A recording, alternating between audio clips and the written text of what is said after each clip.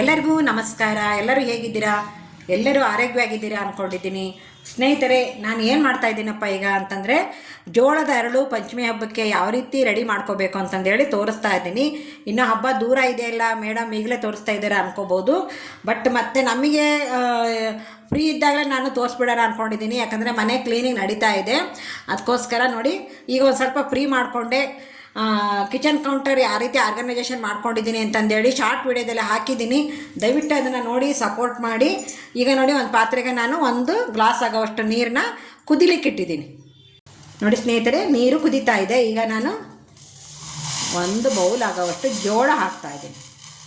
ನಿಮಗೆ ಕಾರ್ನ್ ಮಾಡೋದ ಜೋಳನೂ ಸಿಗುತ್ತೆ, ಬಟ್ ಅದೇನೇ ಕಾಯ್ಕೊಂತ ಕೂರಬೇಡಿ.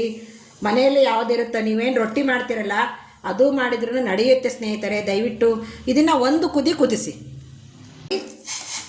1 ಕುದಿ ಚೆನ್ನಾಗಿ ಕುದಿಬೇಕು ನೋಡಿ. ಇದು ಹಾಗಾದ್ರೇ ನಿಮ್ಮದು ಜೋಳದ ಅರಳು ಚೆಂದ ದೊಡ್ಡ ಅರಳು ಆಗುತ್ತೆ. ಓಕೆನಾ? ನೋಡಿ ಈಗ ಕುದೀತಾ ಇದೆ.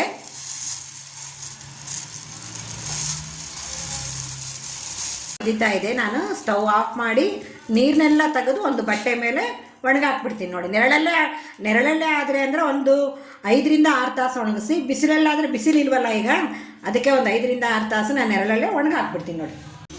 ಓಕೆ ಸ್ನೇಹಿತರೆ, ನೋಡಿ ಈ ರೀತಿ ಜಾಲರಿಯಲ್ಲಿ ನಾನು ನೀರನ್ನು ಬಸ್ತಿದ್ದೀನಿ. ಈಗ ಒಂದು ಬಟ್ಟೆ ಮೇಲೆ ಒಣಗಾಕ್ಬಿಡ್ತೀನಿ ನೋಡಿ. ದಪ್ಪ ತಳದ ಪಾತ್ರೆಯಲ್ಲಿ ಚೆನ್ನಾಗಿ ಕಾಯಬೇಕದು. ನೋಡಿ, ನಾನೀಗ ಇಷ್ಟನ್ನು ಹಾಕಲ್ಲ. ಓಕೆ, ಸ್ವಲ್ಪ ಸಣ್ಣಕ್ಕೆ ಮಾಡ್ಕೊತೀನಿ. ಮೊದಲು ಸ್ಟವ್ನ ಅರ್ಧ ಹಾಕ್ತೀನಿ ನೋಡಿ.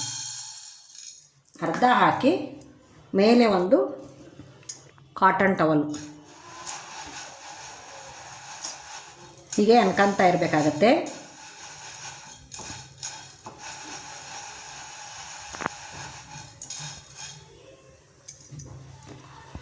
ನೋಡಿ, ಈ ಥರ ಮನೆ ತುಂಬ ಆಗುತ್ತೆ. ಅದಕ್ಕೋಸ್ಕರ ನಾನು ಬಟ್ಟೆ ಹಾಕ್ಬಿಡ್ತೀನಿ. ರೀತಿ ಅರಳ್ತಾ ಇದೆ. ನಾನು ಇದನ್ನು ಒಂದು ತಟ್ಟೆ ತೆಗಿತೀನಿ. ಕೆಳಗಡೆ ಇರ್ತಕ್ಕಂಥ ಜೋಳನ ಮತ್ತೆ ನಾನು ಹಾಕ್ತೀನಿ ನೋಡಿ. ಮತ್ತೆ ನಾನು ಸ್ವಲ್ಪ ಹಾಕ್ತೀನಿ, ಇನ್ನೂ ಸ್ವಲ್ಪ ಉಳಿಸ್ಕೊತೀನಿ.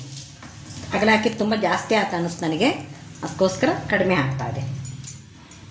1 ಬೌಲನ್ನು ನೀವು 4 ಬ್ಯಾಚ್ ಮಾಡ್ಕೊಂಬಿಡಿ. 4 ಸತಿ ಹಾಕ್ಕೊಳ್ಳಿ. ಹೀಗೆ ತಿರುತ್ತಾ ಇರಬೇಕು ಕೈನ. ಒಂದು ಸ್ವಲ್ಪ ಅದು ಬಿಸಿಯಾಗಿ ಸಿಡಿಯೋ ತನಕ. ಆಮೇಲೆ ಇದೇ ಬಟ್ಟೆನ ಮುಚ್ಚಿಬಿಟ್ರೆ ಮುಗೀತಪ್ಪ. 3ನೇ ಸಲ ಹಾಕ್ಕೊಂಡಿರೋದು ಇದು ಪಂಚಮಿಗೂ ಸಹಿ. ಹಾಗೆ ನೋಡಿ, ಮನೆಯಲ್ಲೇ ಇದಕ್ಕೆ ಉಪ್ಪು ಖಾರ ಹಾಕಿಬಿಟ್ರೆ ತುಂಬ ಚೆನ್ನಾಗಿರುತ್ತೆ. ಸ್ವಲ್ಪ ಎಣ್ಣೆ ಕಾಸಿ ಯಾವ ರೀತಿ ಮಾಡೋದಂತ ತೋರಿಸ್ತೀನಿ ನಾನು. ಕಾಯ್ಲಿಕ್ಕೆ ಇಟ್ಟಿದ್ದೀನಿ ನಾನು. ಎಣ್ಣೆ ಕಾದು ಆರಿಸ್ಬೇಕು, ಅದನ್ನು ತಣ್ಣಗೆ ಮಾಡಬೇಕು. ಆಮೇಲೆ ಅದಕ್ಕೆ ಅರಿಶಿನ, ಖಾರ ಪುಡಿ, ಉಪ್ಪು ಹಾಕ್ತೀನಿ. ಓಕೆನಾ? ಎಣ್ಣೆ ಕಾದಿತ್ತಲ್ಲ, ಅದಕ್ಕೆ ನಾನು ಸ್ವಲ್ಪ ಉಪ್ಪು, ಖಾರದ ಪುಡಿ, ಅರಿಶಿನ ಪುಡಿ ಹಾಕಿದ್ದೀನಿ. ಈಗ ಇದನ್ನು ನಾನು ಪಾಪ್ಕಾರ್ನಿಗೆ ಹಾಕಿ ಮಿಕ್ಸ್ ಮಾಡಿಬಿಡ್ತೀನಿ ನೋಡಿ.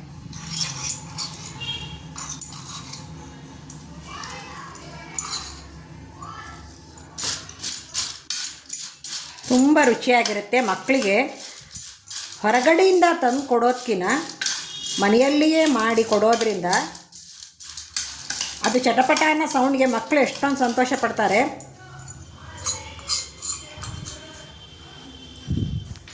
ಅವ್ರಿಗೊಂಥರ ಸಂತೋಷ. ಅದು ಚಟಪಟ ಅಂತಂದೇಳಿ ಅರಳು ಹುರಿದ ಮೇಲೆ ಬರುತ್ತಲ್ಲ, ಆವಾಗ ತುಂಬಾ ಸಂತೋಷ ಆಗುತ್ತೆ ನೋಡಿ ಮಕ್ಕಳಿಗೆ.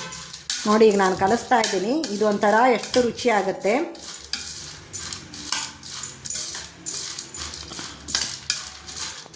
ಓಕೆ ಸ್ನೇಹಿತರೆ, ಇಲ್ಲಿಗೆ ಈ ವಿಡಿಯೋ ಮುಗಿಸ್ತಾ ಇದ್ದೀನಿ. ಎಲ್ಲರಿಗೂ ನಮಸ್ಕಾರ, ಎಲ್ಲರಿಗೂ ಧನ್ಯವಾದಗಳು.